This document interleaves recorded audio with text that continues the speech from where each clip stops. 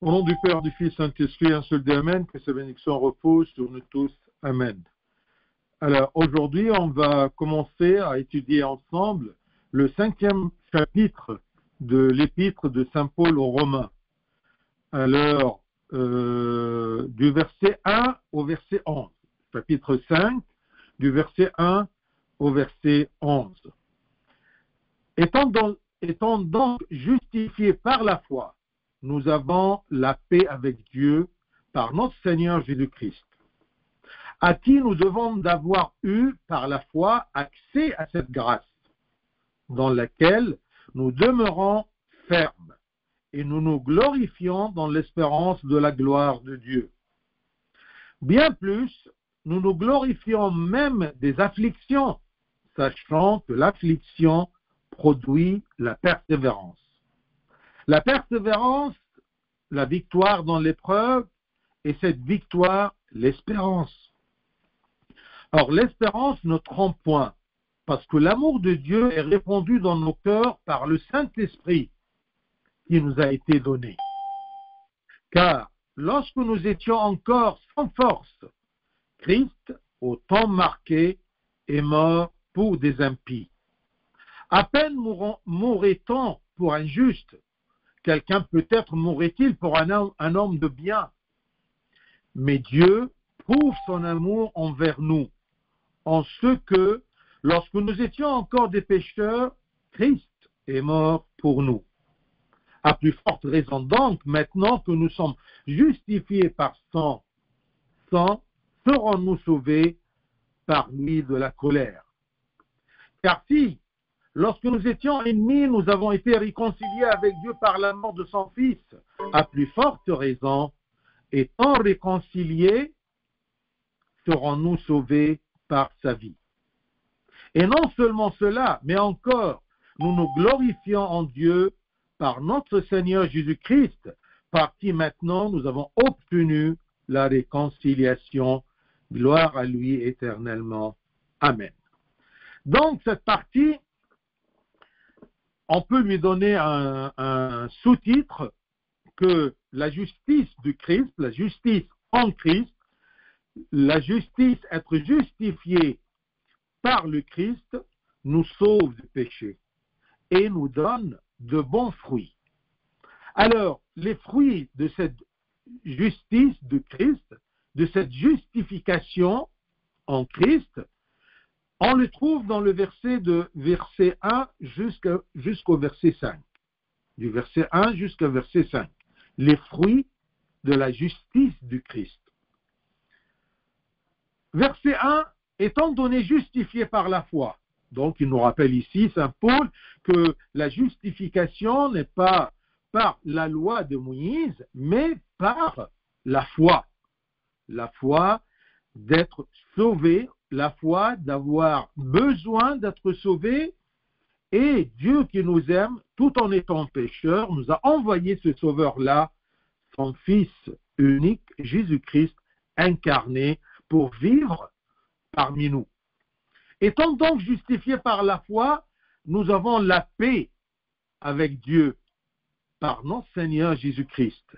Dans ce verset, il y a le premier fruit de cette justification par le Christ, par la foi en Christ. C'est la paix avec Dieu. C'est clair. Étant donc justifiés par la foi, nous avons la paix avec Dieu. Comment? Par notre Seigneur Jésus-Christ. Donc, lorsque nous avons obtenu la justification par la foi, qui est le pardon des péchés par le baptême, cette justification-là, ça commence par le pardon des péchés par le baptême, le début d'une vie de sainteté par le Saint-Esprit, par l'onction de Saint-Crème, la confirmation. Nous sommes devenus dans un état de paix avec Dieu. Bien sûr, étant donc justifiés par la foi, il y avait des étapes. Cette foi-là nous a amenés à se baptiser, à se confirmer, se faire confirmer par le Saint-Crème. Donc, le pardon des péchés par le baptême, le début d'une vie de sainteté par le Saint-Esprit, par l'action du Saint-Crème, nous sommes devenus dans un état de paix avec Dieu. Être en paix avec Dieu, c'est ça la réconciliation.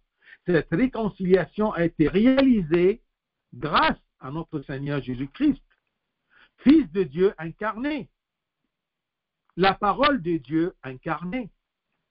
Étant donc justifiés par la foi, nous avons la paix avec Dieu, par notre Seigneur Jésus-Christ.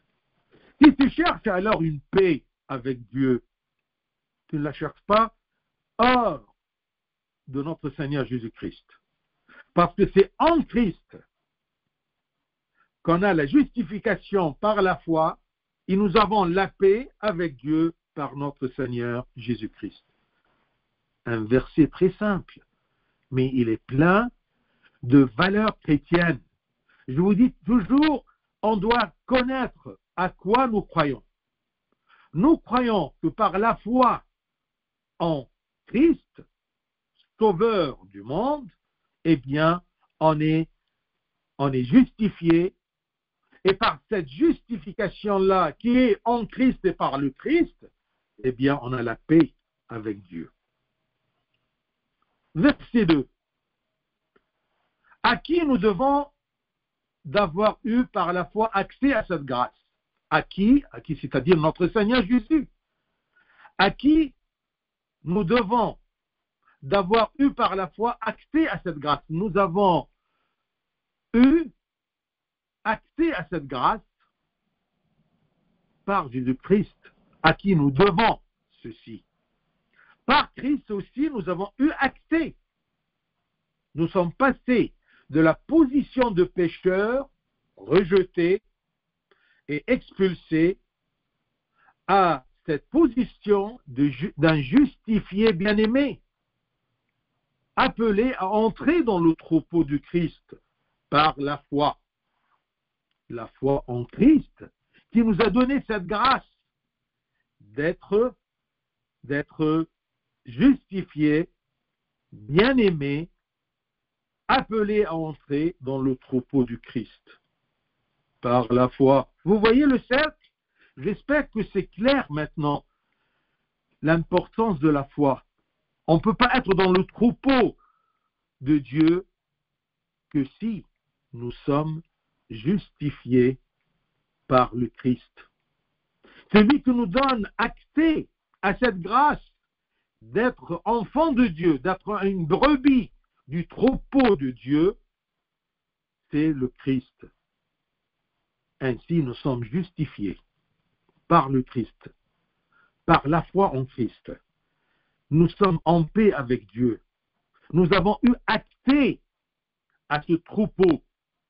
Et pourquoi nous avons accès à ce troupeau? Pour jouir de la grâce, de la rédemption et de la justification et de la paix. À qui nous devons, notre Seigneur Jésus-Christ, à qui nous devons d'avoir eu par la foi accès à cette grâce. Donc par le Christ. Mais il y a une part que tu dois présenter pour avoir cet accès, c'est ta foi en Christ qui nous donne accès. C'est lui la clé de la porte. Si tu n'as pas cette clé, si tu n'acceptes pas de prendre cette clé, tu ne pourras pas entrer. À qui nous devons d'avoir eu par la foi, accès à cette grâce dans laquelle nous demeurons fermes et nous nous glorifions dans l'espérance de la gloire de Dieu. La gloire de Dieu, c'est quoi? D'accord? C'est de vivre dans la gloire de Dieu. C'est de hériter cette gloire de Dieu, puisque nous sommes enfants de Dieu, puisque nous sommes brebis de son troupeau, dans laquelle, cette foi, cette grâce, dans laquelle nous demeurons fermes. Le terme « nous demeurons » signifie la continuité de la jouissance de la grâce à travers le sacrement de repentance, de repentir et de la confession qui est le renouveau du baptême. Chaque fois que tu te répands chaque fois que tu changes ta vie, chaque fois que tu te rapproches du sacrement de la confession, de repentir et de la communion, eh bien, c'est comme si tu es rebaptisé. Parce qu'on doit, nous demeurons fermes. Là, c'est ta lutte. Ça, c'est ton effort. Ta lutte spirituelle et ton effort spirituel pour demeurer ferme dans cette grâce. Par la foi vivante, non pas de croire. Parce que je vous ai dit auparavant, et je vous rappelle, que même les démons, ils croient bien en Dieu, plus que nous.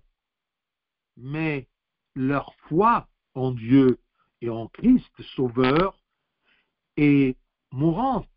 Une foi qui n'a pas de fruit, une foi qui n'a pas de pratique, une foi qui ne leur donne pas cet accès vers le troupeau de Dieu. Donc le terme nous demeurons signifie la continuité de la jouissance de la grâce à travers les sacrements, surtout le repentir et la confession et la communion, que les pères de l'Église considèrent comme un renouveau du baptême. C'est comme tu es né de nouveau. Nous sommes également fiers et nous réjouissons de la gloire que nous attendons et que Dieu nous prépare au ciel. C'est ça le sens dans l'espérance de la gloire de Dieu. Tout ce qu'on appelle le royaume des cieux, être au sein du Père, la vie éternelle, tout ça c'est une gloire que Dieu, par la justification, par la foi et par notre Seigneur Jésus-Christ, nous a préparé, nous a donné comme héritage cette gloire, la gloire d'enfant de Dieu, la gloire d'un homme ou d'une âme qui hérite le royaume des cieux et une âme qui a part à une place au royaume des cieux. Et nous nous glorifions dans l'espérance de la gloire de Dieu. L'espérance, bien sûr. Notre foi nous donne cette espérance-là.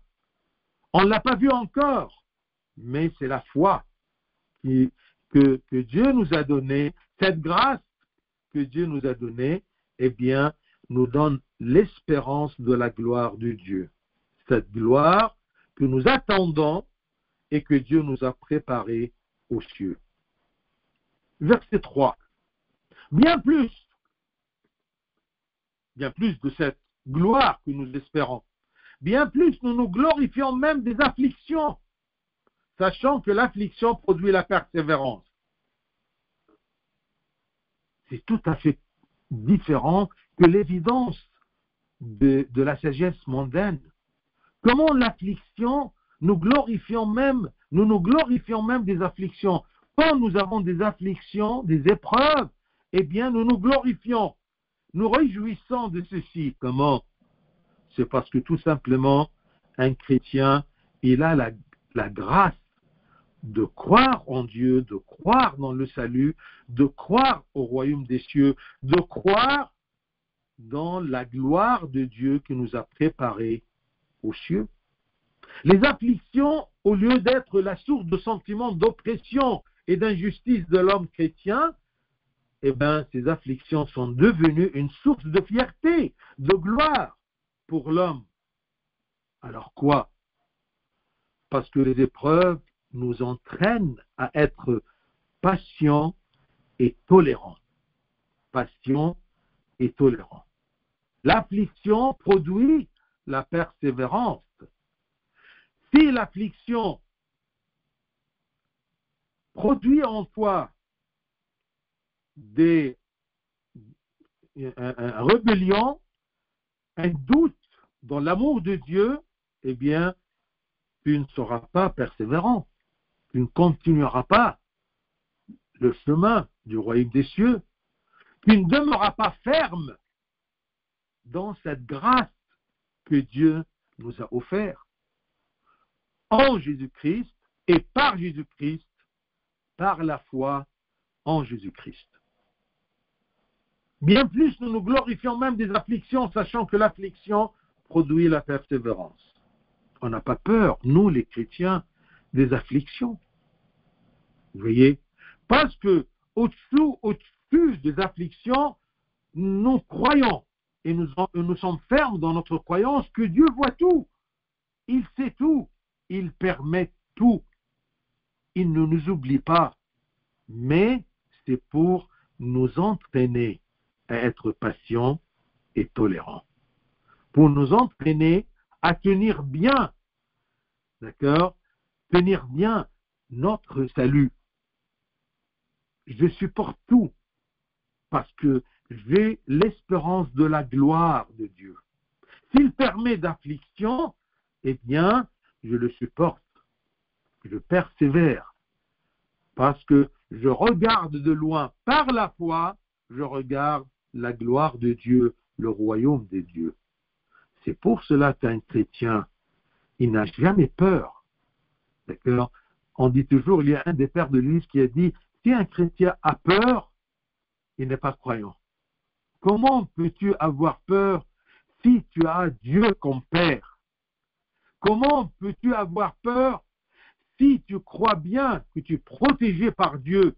Et même s'il permet d'une affliction, il tient toujours ta main. Il est toujours, d'accord, ton soutien. Rendons grâce à Dieu parce qu'il nous a soutenus. Bien sûr, il nous soutient dans les afflictions. Bien plus, nous nous glorifions même des afflictions, sachant, croyant, nous avons la sûreté que l'affliction produit la persévérance. Ensuite, on voit le verset 4 et le verset 5. Nous sommes toujours dans les fruits de la justification par la foi en Jésus-Christ, par Jésus-Christ. Versets 4 et 5, la persévérance, la victoire dans l'épreuve. Et cette victoire, l'espérance. Or, l'espérance ne trompe point, parce que l'amour de Dieu est répandu dans nos cœurs par le Saint-Esprit qui nous a été donné. Dieu nous a donné le Saint-Esprit. Le Saint-Esprit a répandu dans notre cœur cet amour, notre amour vers Dieu. On l'aime. Et l'espérance ne nous trompe point. Celui qui patiente est honoré. C'est-à-dire qu'il a réussi l'épreuve de la foi, puisqu'il n'a pas douté de Dieu pendant l'épreuve. Il a dépassé l'épreuve. Et c'est ça le martyr. Le martyr, on vous dit, on va vous arracher ce qui est plus cher chez vous, c'est la vie. Mais nie Dieu. Je dis non, je nie pas Dieu. Parce que j'y crois, il est là. Même s'il permet mon martyr, c'est pour me couronner. Parce que tous on va mourir. Et je me rappelle ici le dicton très célèbre du pape Synode. D'accord? Il disait toujours que tout problème, toute affliction est comme une pyramide, se termine toujours dans un point. Une base très large, mais avec le temps et avec la persévérance, avec l'espérance, eh bien, ça aboutit à un point, à rien.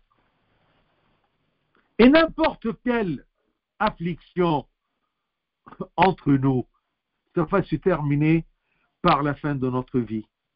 Ça ne va pas persister avec nous au royaume.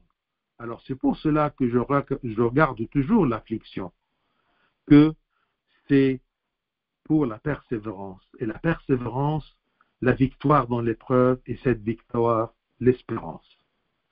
Mais attention, il y a une différence, que dans l'épreuve, j'ai cette paix intérieure, mais ça n'empêche pas de dire « aïe ». Ça, c'est humain. Quand je suis dans une épreuve, Dieu me permet de dire « aïe ». Mais je ne doute pas dans l'amour de Dieu. La mère accompagne son fils au médecin pour avoir un vaccin. Et l'enfant dit « aïe ». Mais c'est par amour de la mère qui accepte que son enfant dit « aïe ». Donc, disons aïe, mais ne doutez jamais dans l'amour de Dieu. Cet amour qui est répandu dans notre cœur, dans nos cœurs, par le Saint-Esprit qui nous a été donné.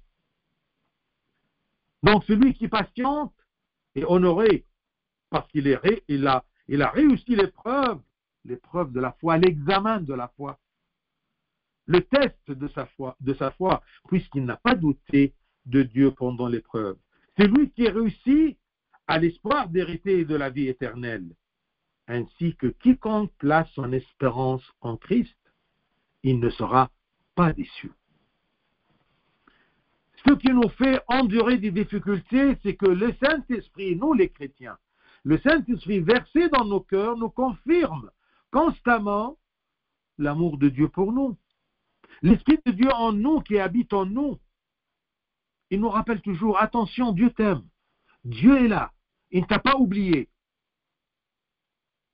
Donc, l'Esprit Saint, versé dans nos cœurs, nous confirme constamment l'amour de Dieu pour nous, de sorte que nous ne craignons aucun mal.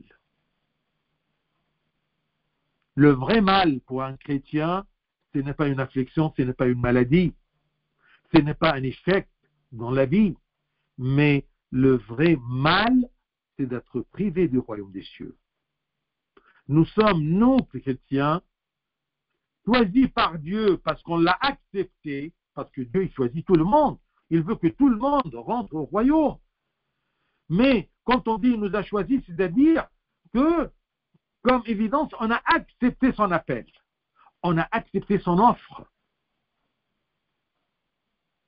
Un roi, il fait une offre, une grâce à tout son peuple.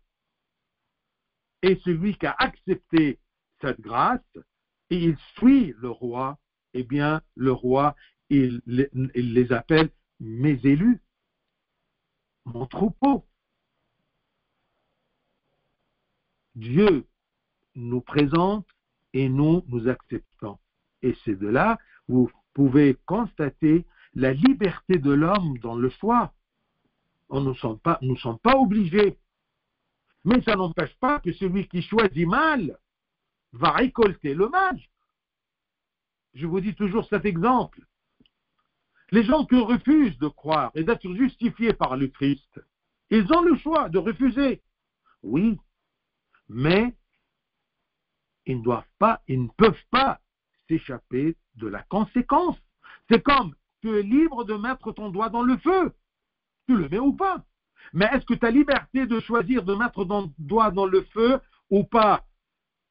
Tu primes la liberté du feu de brûler. Le fait de brûler, c'est la liberté du feu. C'est sa nature. Dieu l'a créé pour brûler. Elle brûle le feu.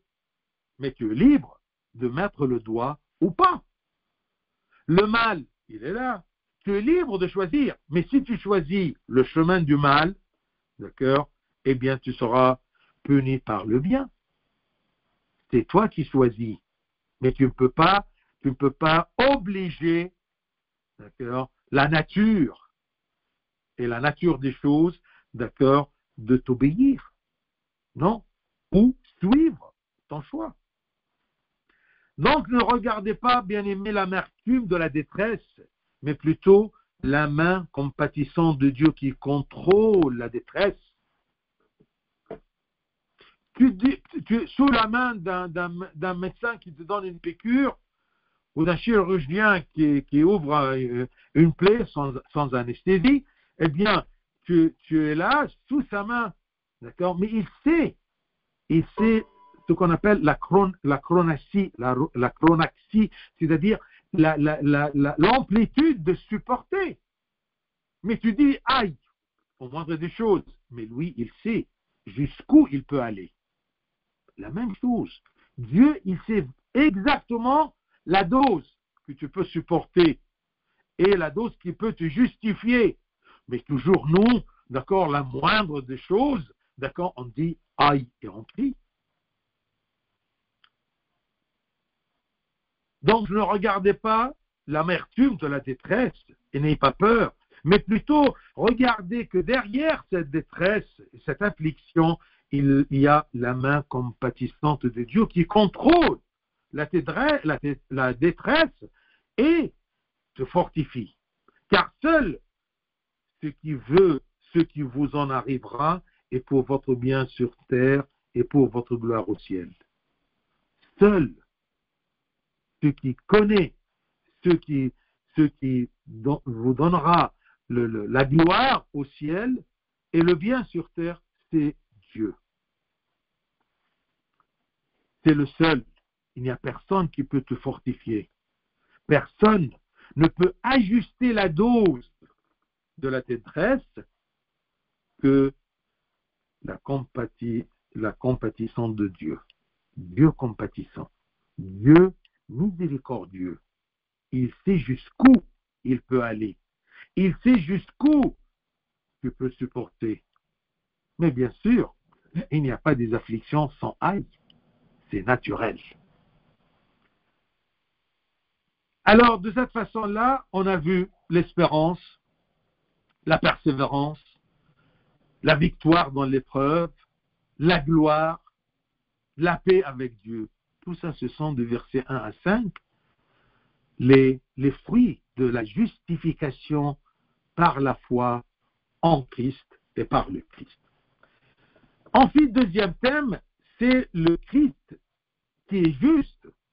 Il est le rédempteur des pécheurs. Ça, on le voit du verset 6 jusqu'à verset 11. Christ est juste. Et à cause de sa justice, parce que c'est Dieu incarné, c'est le Fils de Dieu, c'est la parole de Dieu, c'est la sagesse de Dieu incarnée, eh bien, il est le rédempteur des pécheurs.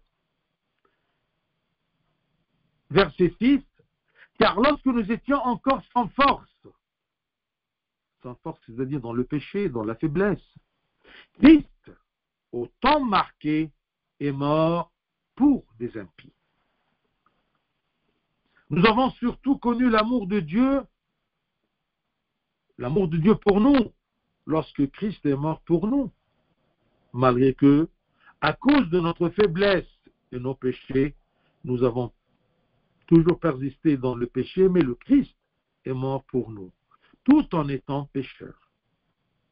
Ça, c'est la preuve que Dieu nous aime.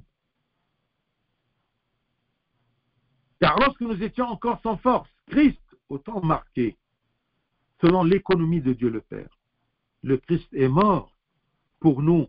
Nous qui étions justifiés, non, pour nous qui étions des impies, des pécheurs. Ensuite, le verset 7, il nous rappelle d'une évidence. À peine mourrait-on pour un juste. À peine mourrait-on pour un juste. On meurt à peine pour un juste. Quelqu'un peut-être mourrait-il pour un homme de bien. Quelle est la différence entre un juste et un homme de bien? Un juste, c'est quelqu'un qui est sans péché, qui est justifié. Mais un homme de bien, c'est un homme juste et il a des bonnes œuvres. Parce qu'on ne peut pas découvrir tous les justes. Il y a autour de nous beaucoup de justes, mais ils sont cachés, ils n'ont pas des œuvres qui se manifestent. Donc le juste est un homme pur et pardonné de ses péchés. Ça, c'est un juste. Et d'où nous sommes justifiés. On devient pur en Christ et nos péchés sont pardonnés en Christ. Mais un homme de bien, c'est un homme pur, pardonné de ses péchés et faisant de bonnes actions. Donc la logique humaine nous enseigne qu'une personne ne mourrait guère pour une personne juste, qui est préoccupée par l'adoration et la piété. On va dire, il est juste, il est dans son coin, on ne va pas mourir pour lui. On le laisse tranquille parce qu'il connaît son chemin et il va suivre son bon chemin. Ou peut-être qu'une personne mourrait pour une personne bonne et juste. Mais qui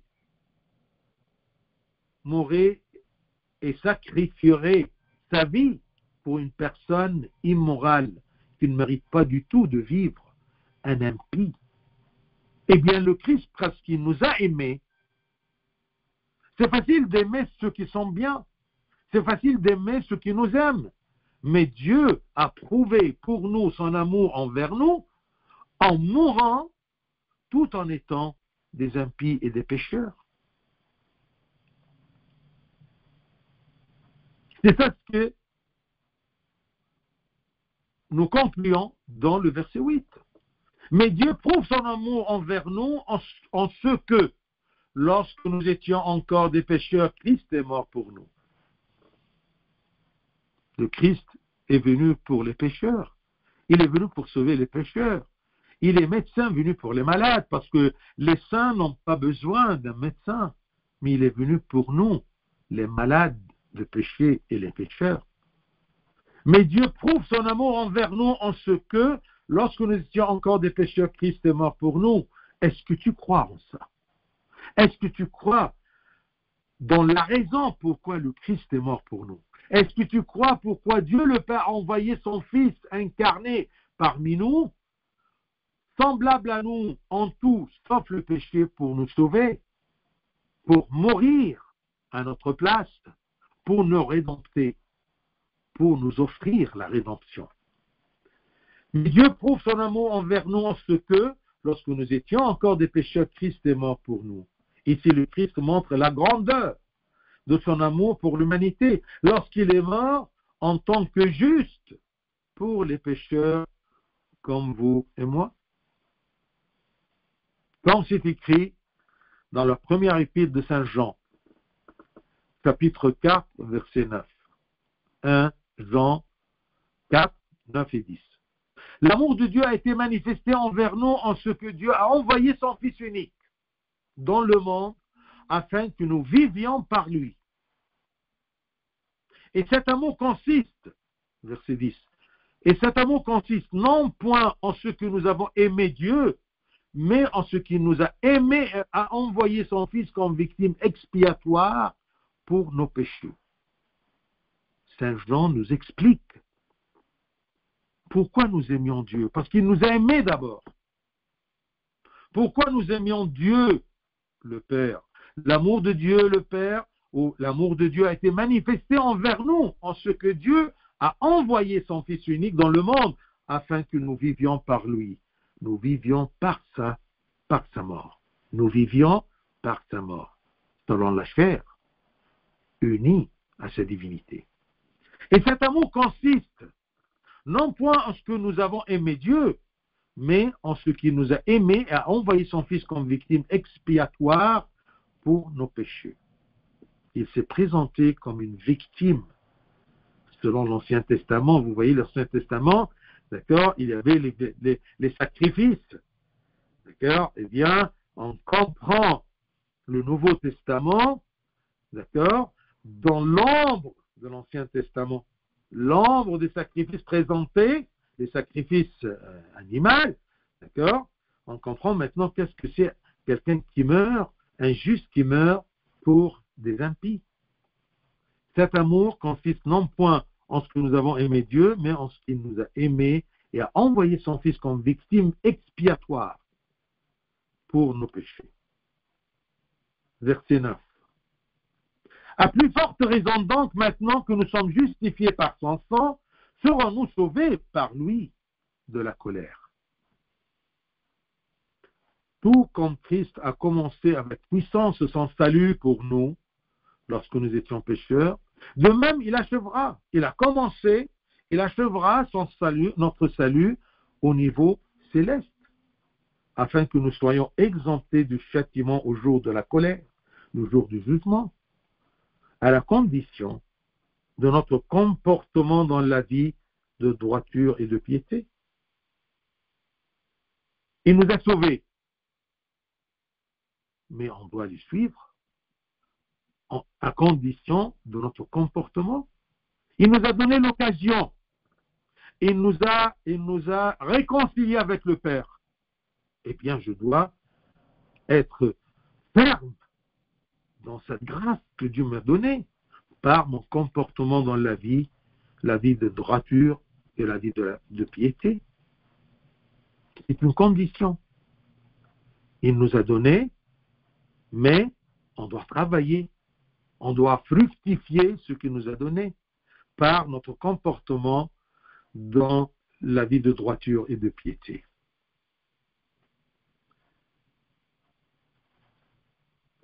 Verset 10. Car si, donc verset 9, il dit que c'est lui qui a commencé notre salut, il va l'achever, mais à condition de notre comportement dans notre comportement dans la vie de droiture et de piété. Verset 10, car si, lorsque nous étions ennemis de Dieu, avant la réconciliation, lorsque nous étions ennemis, nous avons été réconciliés avec Dieu par la mort de son Fils. À plus forte raison, étant réconciliés, serons-nous sauvés par sa vie? Nous étions pécheurs et par sa mort, on a vécu. À plus forte raison, étant réconciliés, serons-nous sauvés par sa vie?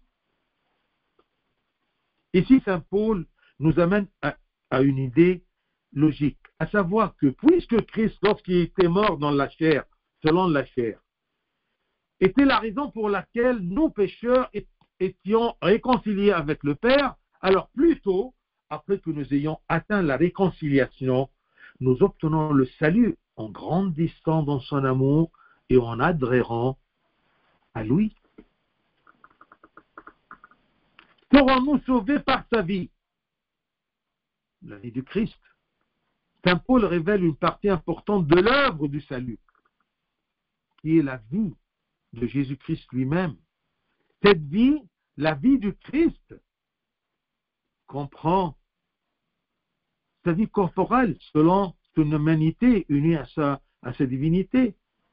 Sa vie sur terre, sa vie qu'il a vécue sur terre, dans laquelle il a accompli toute justice pour nous, devenant agréable au Père au nom de notre humanité. Lui, dans son humanité, il est devenu agréable au Père au nom de notre humanité.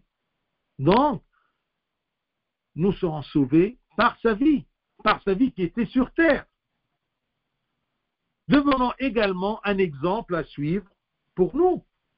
Quand il a vécu parmi nous, eh bien, nous a donné le bon exemple, comment vivre comme enfant de Dieu, comment se comporter, comment bien comment se comporter bien dans la vie de piété et de justice. Donc, sa vie corporelle sur terre, elle nous a aidés à être sauvés parce qu'on l'a suivi. Sa vie aussi est dans notre corps. Lorsque nous participions à son corps et à son sang saint, il reste en nous et nous en lui. Celui qui mange mon corps et boit mon sang demeure en moi et moi en lui. Donc, demeurons dans sa vie parce que son corps et son sang, parce que lui, il est sacrifié pour nous, il est mort pour nous, mais il est toujours vivant. Même il est mort selon la chair, unie à la divinité. Donc, sa vie me donne la vie. Si je suis en lui, eh bien, ça me donne la vie. Ça me donne le salut d'être sauvé. C'est ça, être sauvé. Que j'ai la vie du Christ en moi. J'ai la vie éternelle en moi. Ainsi, le Christ opère en nous et à travers nous de bonnes actions agréables au Père, qui seront la raison de notre salut. Ces bonnes actions que le Christ engendre en nous, eh bien, ça sera la raison de notre salut, mais à condition qu'il vit en moi, que je profite de sa vie, que ce soit sa vie à travers le sacrement de la communion, je demeure en lui et lui en moi, ou selon tout l'évangile qui m'explique comment il a vécu comme un homme agréable à Dieu. Il nous a donné le bon exemple. C'est-à-dire, réconcilié par sa mort, sauvé par sa vie. C'est ça,